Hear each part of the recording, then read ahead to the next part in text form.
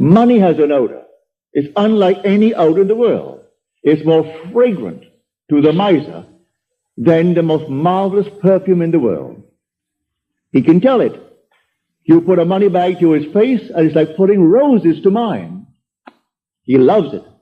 He can smell money, can feel it. Money has a distinct feel about it. Put a $20 bill in your hand and ask you to feel it, and then put another piece of paper in your hand, and you can tell the difference. There's a difference. It is an odor to it. All this is part of the inner man, that all things are possible to him. Try it. Before you condemn it, try it. And if you have the evidence to support my claim, well, then it doesn't matter what the world will tell you. If he laughs at you, so what? So they laughed at everyone who had an idea that seemed a little bit off-center. Always laughed at him. They laughed at the idea of going to the moon. Well, now it's an accomplished fact. There are still those who won't believe it happened, you know, because they don't want to believe that it ever happened. There are those who said you couldn't go down and actually live underwater. Now we have a submarine. There are still those who won't believe it.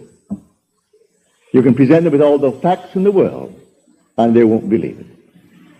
So I tell you, you try it first. And if it proves itself in performance, it doesn't really matter what the whole vast world thinks. Go about your Father's business, which is yourself, and then live a full and wonderful life in this world of Caesar. And the day will come, you will actually depart this world. I mean this age.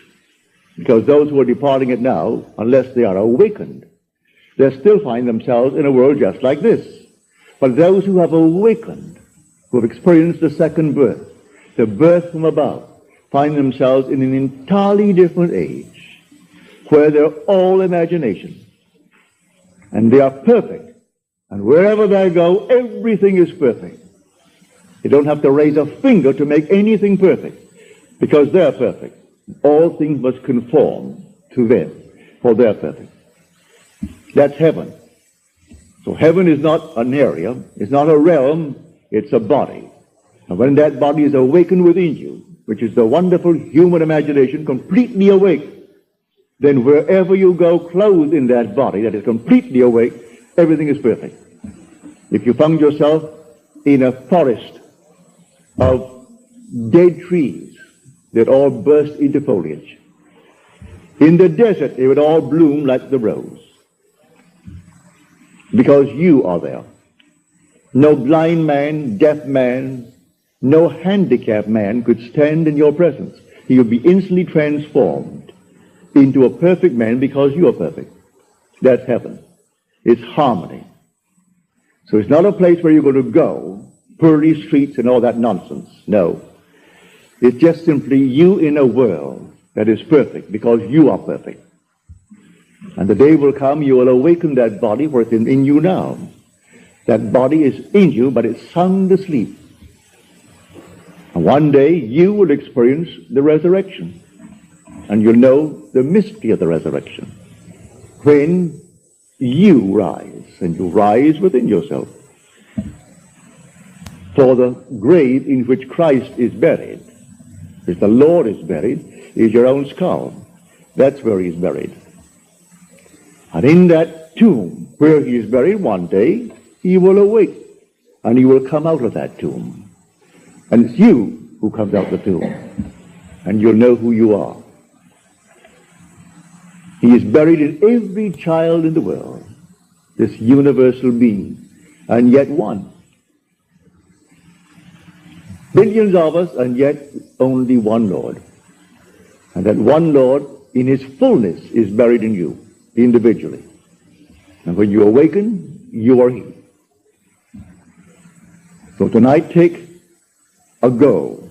Make it a lovely go, either for yourself or for another. For any time that you exercise your imagination lovingly on behalf of another, you're mediating God to that other. So, bring a friend before your mind's eye. Represent him to yourself as the man or the woman that you would like them to be. And don't tell them, ask for no praise, just assume that they're talking to you. and telling you the most marvelous news about themselves. And you congratulate them on that good news and go your own way. Believe in the reality of that imaginal act. It may happen tomorrow. It may happen a day after, or a week later, or a month later. It has its own appointed hour, and it is ripening, and it's going to flower. So don't be concerned. Leave it alone, and it will come to pass. So this is what I mean by feeling is the secret. I catch the mood, the feeling that would be mine if I were what I want to be. I don't have to touch something. I can if I want to, but it's the mood I'm speaking of.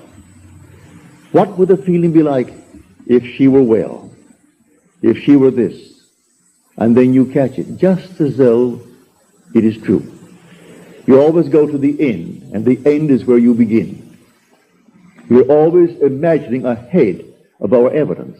So go to the end and feel the end, and then dwell in that end, even though reason denies it and your senses deny it. You turn your back upon the doubters. That is your senses and what reason dictates. That's the hell or the devil or Satan in the world. That's the doubter. So you turn your back upon it. And then you walk as though things were as you want them to be. And living in that assumption, it slowly hardens into fact. Even though at the moment of the assumption it was denied by reason, an assumption, though false, if persisted in, will harden into fact. So you learn to assume and learn to persist in the assumption, and it will come to pass. Now let us go into the silence, after which we'll have questions. Good. Well, I hope you call it good mood. It'll work. Now, are there any questions, please?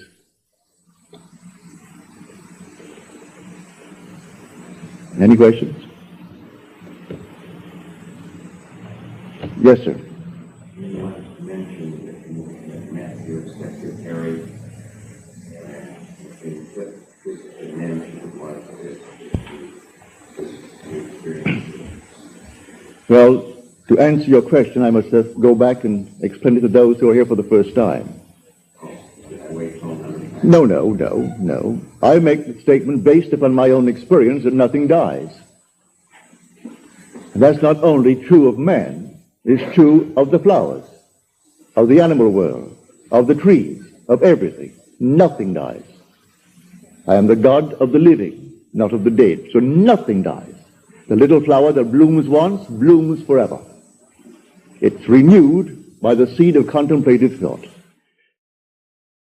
1213 Jewelry supports Neville Goddard, creating a better world through creative endeavors. With handcrafted, beautiful pieces of jewelry.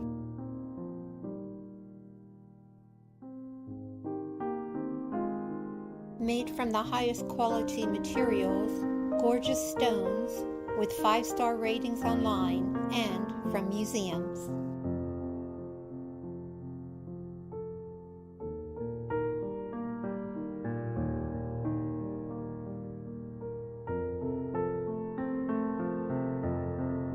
You dare to assume it, and you walk in the assumption that it is so, ignoring the senses, ignoring the facts of life that deny it. In a way you do not know, it will become a reality in your world. But these are the realities out of which we fashion our world. Take a man who is drafted. I was drafted in 1942 at the age of 38. Not quite 38, but going on 38. Like millions of us, I dare say they all felt as I did, but they didn't know this principle. I knew I didn't want any part of it. Nevertheless, I was drafted. I didn't resist it. They sent me off to Camp Polk, Louisiana. And after 3 months in boot training, I decided I would do something about it by applying this principle. I asked, first of all, for an honorable discharge. because there was a regulation that came down from Washington that if a man was over 38 before March the 1st of 1943, he was eligible. It didn't say it was automatic. If his commanding officer felt that he needed him in his company, that decision was final with the commanding officer. You could not appeal it to any higher position. You couldn't take it to the general. So whatever your commanding officer was, and he was a colonel, if he decided he needed you in his battalion, you remained.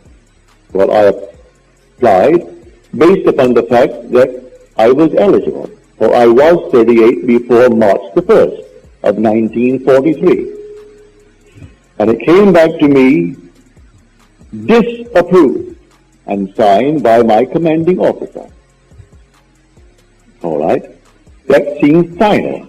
But there is nothing final in this world if you know who God is.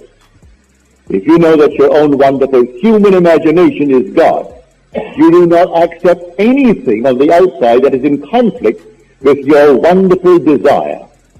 So I desired to be honorably discharged out of the army and doing the work I'm doing now, for I did it before. I want to return to that work. So that night, here was the paper that I received that day, disapproved and signed Colonel Theodore Bilbo Jr. His father was Senator Bilbo of Mississippi. As I retired in my barracks with all these men around me, I assumed I was in my own apartment in New York City. I knew it well. I left a wife and a little girl only a few months old when I was drafted. My son volunteered, and he was with the Marines in Guadalcanal. And they picked me up, and I was drafted, and my little girl was born the end of June of that year, so she was only a few months. And I had a wife and a little girl, and so I imagine I am home. My wife is in that bed, I'm in this bed, and my little girl is over there in the crib. And then I simply assume I'm walking through the apartment. It was a nice 7-room apartment. And I walked from room to room and touched the objects, and they all seemed so familiar. And I looked through the window and I saw Washington Square. And I looked to my right and I saw 6th Avenue. And then, having gone all through the place, I simply returned to my bed and settled in it all in my imagination. But I gave it the tones of reality. I gave it sensory vividness. I made it so real that it seemed to me I'm actually in my apartment in New York City. But I made quite sure I was not there on furlough. I was there because I was honorably discharged. No furlough, not going back. Well, 4 o'clock in the morning, before my eyes came a sheet of paper. It looked like the sheet that I got from the colonel, where it was disapproved. And as I looked at it, a hand came out from here to the pen and held a pen. And it scratched out the word disapproved. And it wrote boldly in script, approved. And then the voice said to me, that which I have done, I have done. Do nothing. I woke, and all the boys had sung to sleep. I remained because I couldn't break their sleep. I remained until that very moment when I could go down and shave and clean before anyone else did, which I did. And this thing is permeating my entire brain, what happened to me that night. For 9 days, I did nothing. On the 9th day, the same colonel called me in. And after a long chat with me, he said, go back to your commanding officer, captain, and tell him to sign another application. And so I went back. I had done nothing in the interval. And he signed another application. I went back to the colonel, and the colonel approved it. And that very day, I was on a train from Camp Polk, Louisiana, to New York City, honorably discharged. To this day, none of them knew or know what I did. I did it all in my imagination. I believed that what I did was fact. I believed that my imaginal act creates facts, and therefore I actually lived in my apartment, and I was not any longer a soldier. I was a civilian, but I was honorably discharged from the army, not dishonorably. And in 9 days, it was fulfilled. I can multiply that story by hundreds if one will actually do it, for we are the opulent power. Instead of doing strange things and getting wrong with the government and fighting for your objectives, you don't fight at all. The voice said to me, that which I have done, do nothing. Well, where was that voice? Within me.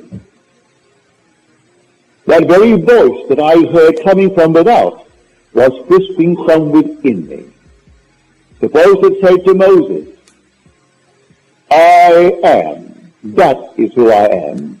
And he heard us coming from without what is being whispered from within. For are we not told in Scripture that we are the temple of the living God, and the Spirit of God dwells in us? And God is Spirit. Well, if the Spirit of God dwells in us, then how could I hear it from another? He is coming from within myself. And so I heard it. When I could not get any passage, I did the same thing when I seemingly was locked in an island for months to come because there was no train, no ships coming. I did the same thing. I remember what I did in the army to get out. I did it when I was in an island and could not get out. And then a long, long list waiting, and they called me and gave me passage for my wife and my little girl and myself. And yet there were thousands waiting all through the Indies to get out, and only 2 little ships servicing the entire group of islands. And I simply got out. It doesn't matter how. I did it normally. I didn't kill anyone. I didn't bribe anyone. I didn't pull any strings. I simply applied this principle. If I actually got passage, would I sail? Yes. But then I assumed that I'm on a ship.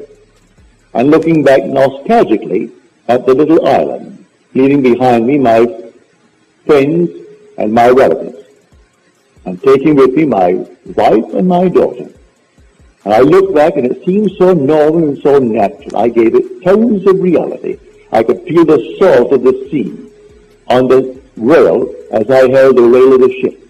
I could smell the rawness of the ocean, and I could see the island. And then, within a matter of 24 hours after I did it, I got a call from the Alcor Steamship Company to come on down and see them. I went down, and they said, we have a passage for you. There are only 2 beds that the little girl can sleep with her mother, and you can sleep up.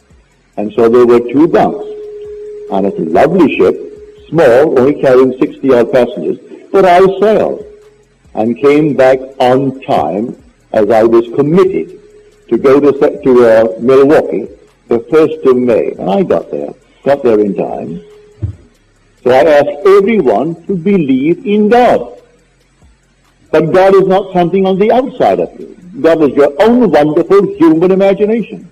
If you have any other God, you have a false God. Therefore, do not feed him anything but loving thoughts. Nothing but loving thoughts.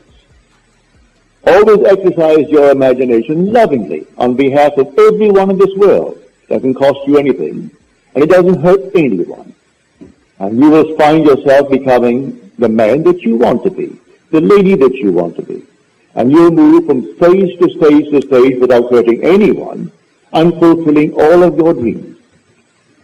Then you'll know how true the statement is. That all things are possible to him who believes.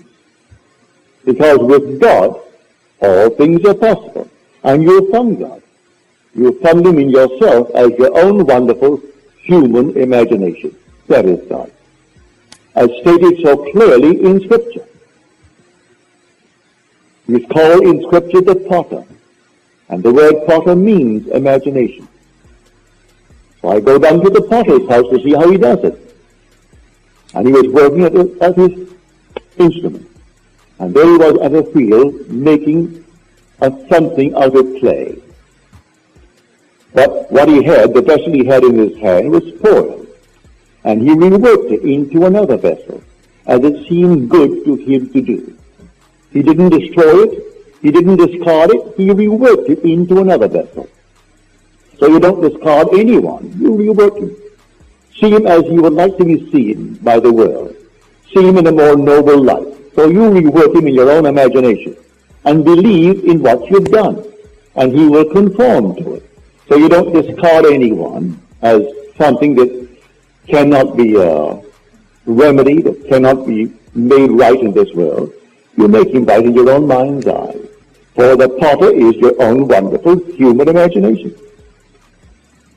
And any vessel you hold, whether it be a man or yourself, see that it is lovely, that you are actually the man that you want to be, that those round about you, they are what they would like to be, and have a nice vivid imagination of it, a clear idea of what you really want in this world, and a determinate vision of things as they ought to be, and have them all fixed in your own mind's eye, and believe it, then in a way that no one knows, they will all come to pass.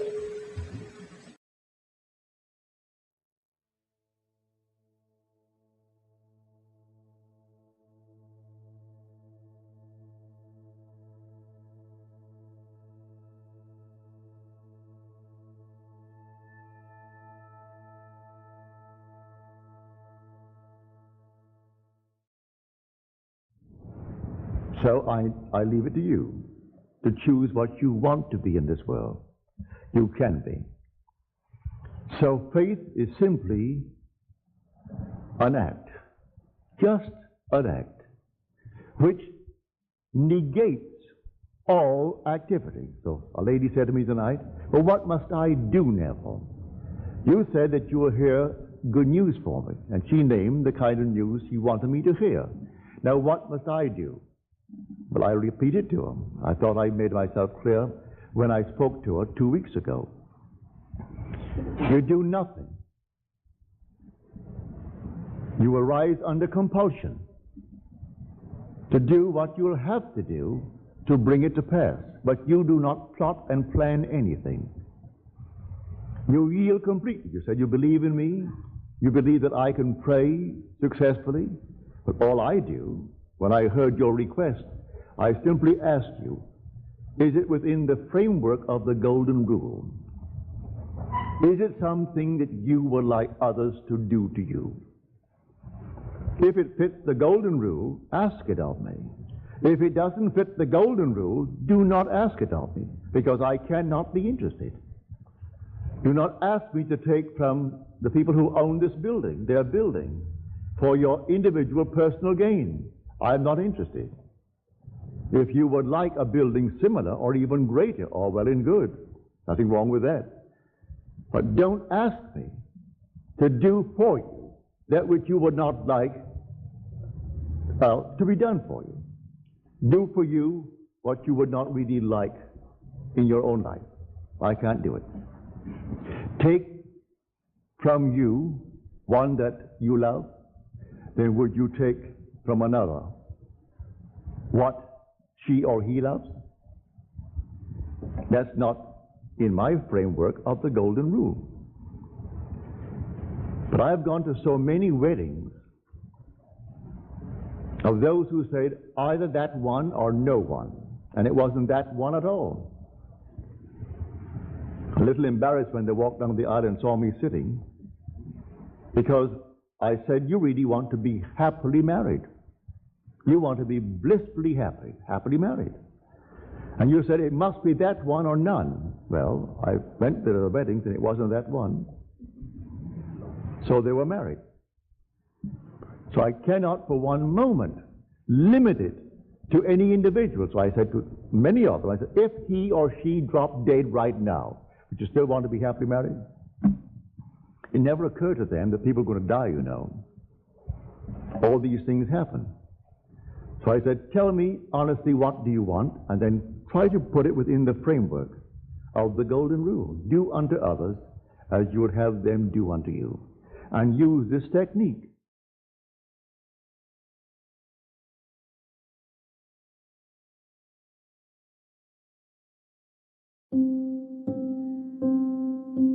Creating a better world through creative endeavors. With handcrafted, beautiful pieces of jewelry.